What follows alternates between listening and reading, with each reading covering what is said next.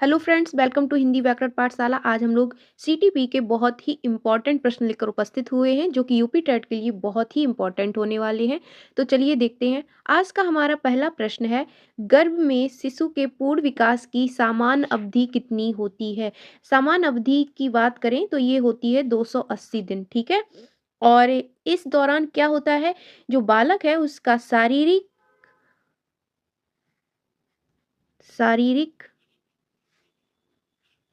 मानसिक और जैविक विकास,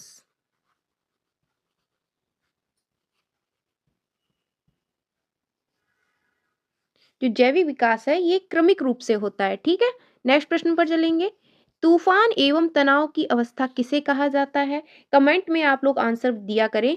तो तूफान और तनाव की अवस्था अगर हम बोलें तो किशोरावस्था को कहा जाता है ना। मैंने आपको किशोरावस्था से संबंधित जब प्रश्न बताए हैं तो वहां बताया होगा। ये किसके द्वारा कहा गया है, ये कहा गया है स्टैनिंग हॉल के द्वारा।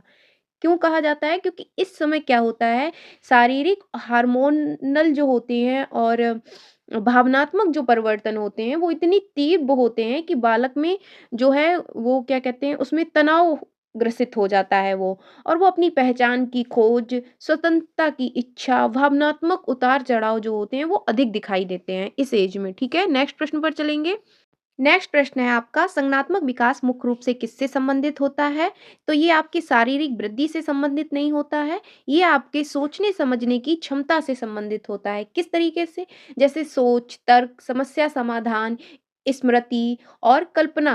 तो ये सब मानसिक प्रक्रियाएं ही तो हैं, और मानसिक प्रक्रिया में ही तो सोचना और समझने की क्षमता होती है। तो यह क्या बताता है कि बच्चे कैसे सीखते हैं, कैसे समझते हैं और अपने अनुभव का अर्थ कैसे निकालते हैं। ठीक है। नेक्स्ट प्रश्न पर चलेंगे। ध्वनि संबंधी जागरूकता का संबंध किससे है। ध्वनि संबंधी जो जागरूकता होती है शब्दों के अर्थ से, वाक रचना से, ध्वनियों की पहचान और उनमें हेर फेर से। बिल्कुल सी ऑप्शन आपका सही हो जाएगा। ध्वनि की जागरूकता जो होती है वो भाषा विकास का महत्वपूर्ण भाग होती है। किसकी? भाषा विकास।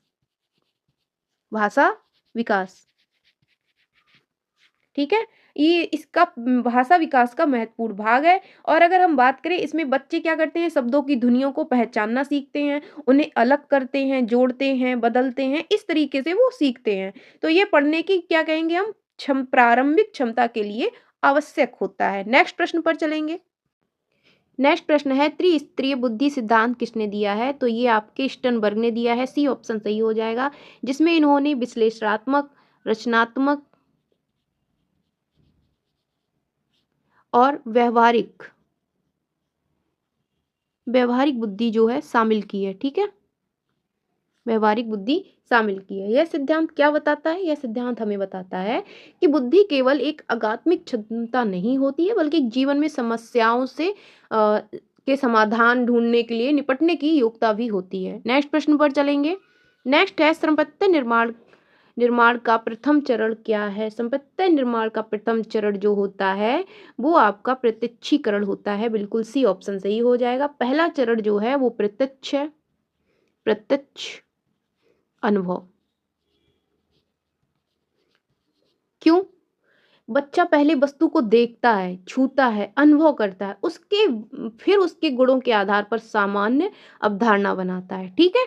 नेक्स्ट प्रश्न पर चलेंगे। द्विकारक सिद्धांत के प्रतिपादक कौन है। टू फैक्टर थ्योरी की बात हो रही है, तो इसमें आपके स्प्रियरमैन सही हो जाएंगे। बी ऑप्शन आपका सही हो जाएगा। इन्होंने एक आपका बताया था जी फैक्टर, और एक इन्होंने बताया था एस फैक्टर। तो जी फैक्टर आपका सामान्य है, सामान्य बुद्धि, और एक्स फैक्टर जो होता है वो विशिष्ट, विशिष्ट बुद्धि। ठीक है। इसे ये दो इन्होंने कारक बताए, और इनका कहना है कि हर व्यक्ति जो होता है, प्रत्येक व्यक्ति में एक सामान्य बुद्धि होती है जो सभी कार्यों में योगदान देती है। नेक्स्ट प्रश्न पर चलेंगे। तरल एवं क्रिस्टलीकृत बुद्धि का सिद्धांत किसने दिया है। वेरी इंपॉर्टेंट प्रश्न है।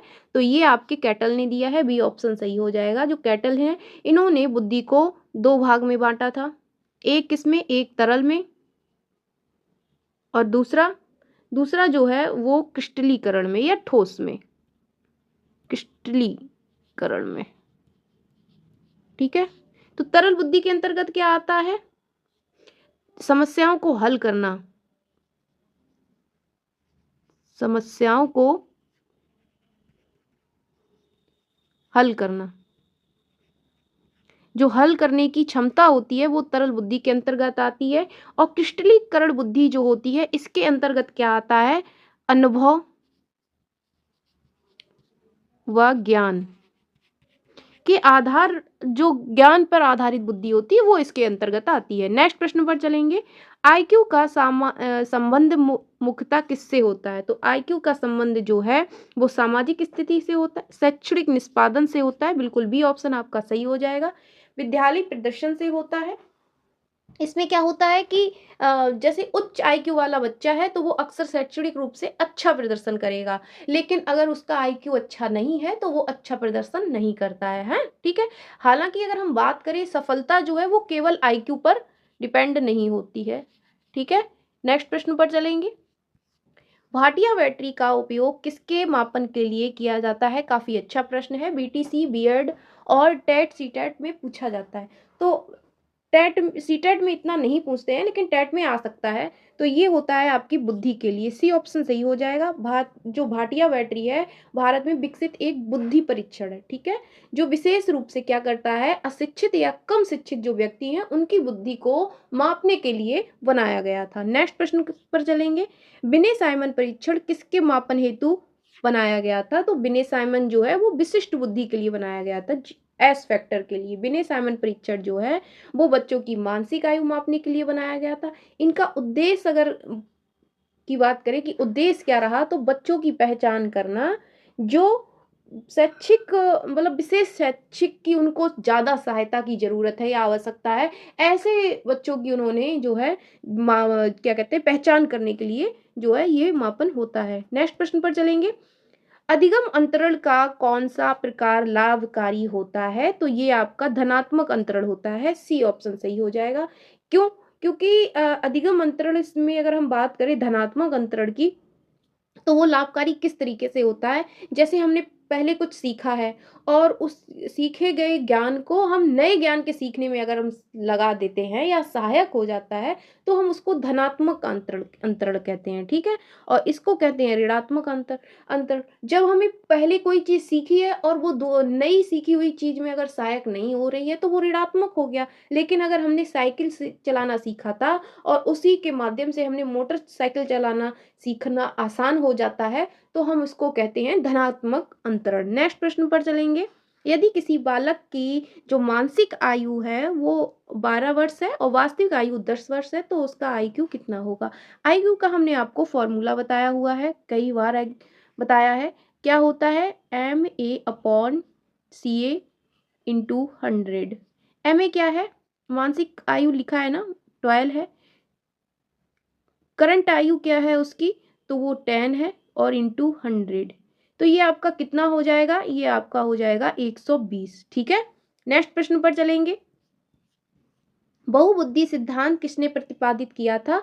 तो बहुबुद्धि का जो सिद्धांत है वो गार्डनर ने दिया था, बी ऑप्शन सही हो जाएगा। गार्डनर ने बताया कि बहु जो बुद्धि होती है वो केवल एक ही प्रकार की नहीं होती है, उसमें कई प्रकार होते हैं, जैसे भाषाई, तार्किक, संगीतमय, शारीरिक और 8 से 9 तरीके की इन्होंने बुद्धि बताई हैं। नेक्स्ट प्रश्न पर चलेंगे। पियाजे के अनुसार संज्ञानात्मक विकास की अवस्थाएं कितनी होती हैं? कॉग्निटिव डेवलपमेंट का जो इन्होंने थ्योरी दी है उस पर बात करें तो वो जो है ये 4 इन्होंने स्टेज दी हैं। ठीक है।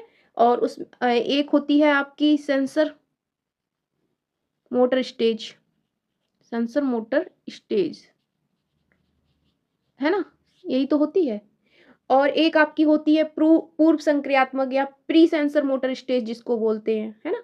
इस तरीके से एक आए है कंक्रीट संक्रियात्मक स्टेज, तो इसको हम बोलते हैं कंक्रीट मोटर स्टेज। और औपचारिक संक्रियात्मक स्टेज, तो इस तरीके से इन्होंने जो है 4 स्टेज दी हैं। नेक्स्ट प्रश्न पर चलेंगे। संज्ञानात्मक विकास का सिद्धांत किसने दिया है? तो अभी आपको बताया मैंने, पियाजे ने दिया है। ठीक है। और इन्होंने क्या बताया कि बच्चे जब सक्रिय रूप से जो होते हैं ज्ञान का निर्माण करते हैं। नेक्स्ट प्रश्न पर चलेंगे।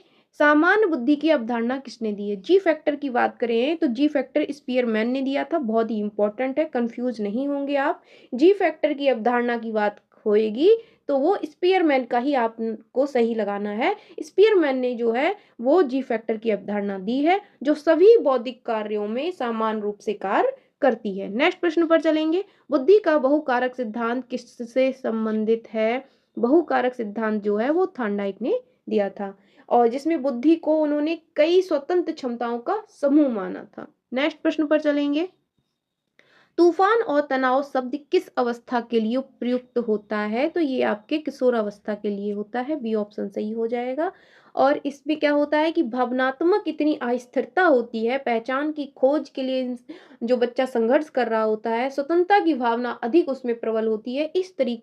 इन सब चीज़ों की वजह से ही उसमें तूफान और उथल-पुथल जो होता है, इसीलिए उस एज को उथल-पुथल की एज या तूफान और तनाव की एज कहा गया है। नेक्स्ट प्रश्न पर चलेंगे। निम्न में से कौन सा बुद्धि का सही अर्थ है? तो बुद्धि क्या है? बुद्धि समस्या समाधान करने की क्षमता है, ठीक है? ना कि ज्ञान है या ना स्मृति है, ना ही शारीरिक शक्ति है। समस्या को समाधान करने की जो क्षमता होती है वही बुद्धि है। बुद्धि का मुख्य अर्थ ही यही है कि नई परिस्थितियों में अनुकूल और अपने आप को समायोजित कर लेना और समस्याओं को हल करने की क्षमता जो होती है वही बुद्धि कहलाती है। नेक्स्ट प्रश्न पर चलेंगे। आईक्यू का गणना का सूत्र क्या है? ये आप कमेंट करके बताएं क्योंकि मैंने आपको अभी बताया है। ये आप कमेंट बॉक्स में बताएं। कमेंट बॉक्स में बताएं कि आईक्यू का फॉर्मूला क्या है। नेक्स्ट प्रश्न पर चलेंगे।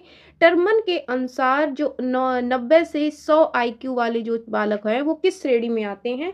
जब भी इस 90 से 100 की बात होगी तो ये आपके औसत एवरेज वाले माने जाते हैं, है ना, जिसको हम सामान्य कह सकते हैं, ठीक है।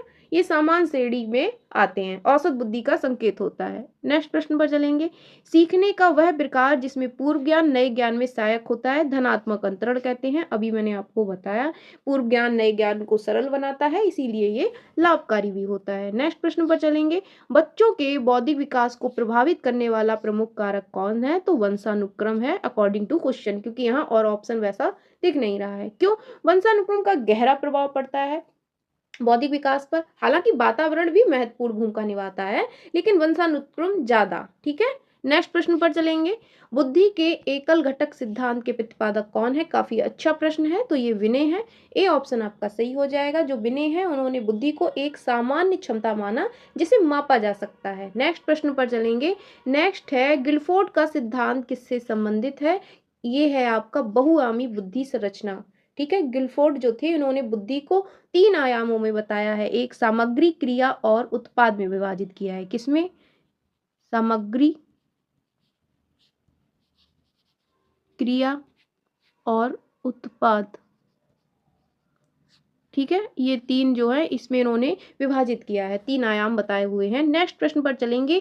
संज्ञान शब्द का संबंध किससे है? तो ये आपका होता है भावना से नहीं, विचार प्रक्रिया से। बिल्कुल बी ऑप्शन सही हो जाएगा। संज्ञान का संबंध जो होता है वो मानसिक प्रक्रियाओं से होता है। जैसे मान लें सोचना, सोचना, तर्क करना, है ना, समझना, ये मानसिक प्रक्रियाओं के अंतर्गत ही तो आता है। तो इनका जो संज्ञान शब्द का जो संबंध होता है वो विचार प्रक्रिया से होता है। नेक्स्ट प्रश्न पर चलेंगे। तूफान की अवस्था का संबंध किस मनोवैज्ञानिक से है? इस तरीके से भी प्रश्न को लेकर हम आए हैं ताकि आपको किसी भी तरीके से घुमा के पूछे आप, लेकिन अगर एक बार पढ़ लें तो कंफ्यूज ना हो। तूफान की अवस्था का संबंध किस मनोवैज्ञानिक से है? स्टैनिंग हॉल से है, ठीक है। अब इस तरीके से भी पूछ सकता है कि तूफान और तनाव की अवस्था किस अवस्था को कहा गया? तो किशोरावस्था को कहा गया। किसने कहा है? तो स्टैनी हॉल ने कहा है। नेक्स्ट प्रश्न पर चलेंगे।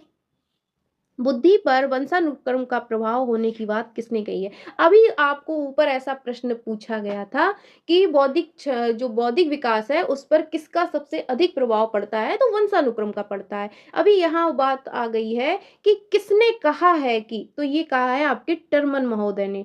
टर्मन ने कहा था कि बुद्धि पर वंशानुक्रम का जो है अधिक प्रभाव पड़ता है, ठीक है। और आईक्यू परीक्षण को लोकप्रिय इन्होंने ही बनाया है। नेक्स्ट प्रश्न पर चलेंगे। बालक का समग्र विकास मुख्यतः किससे संबंधित होता है? तो ये आपका होता है सिर्फ विद्यालय से, सिर्फ परिवार से नहीं। जो समग्र विकास होता है वो विद्यालय, परिवार, समाज के सहयोग से होता है। सी ऑप्शन सही हो जाएगा। जो आज का ये हमारा लास्ट प्रश्न था।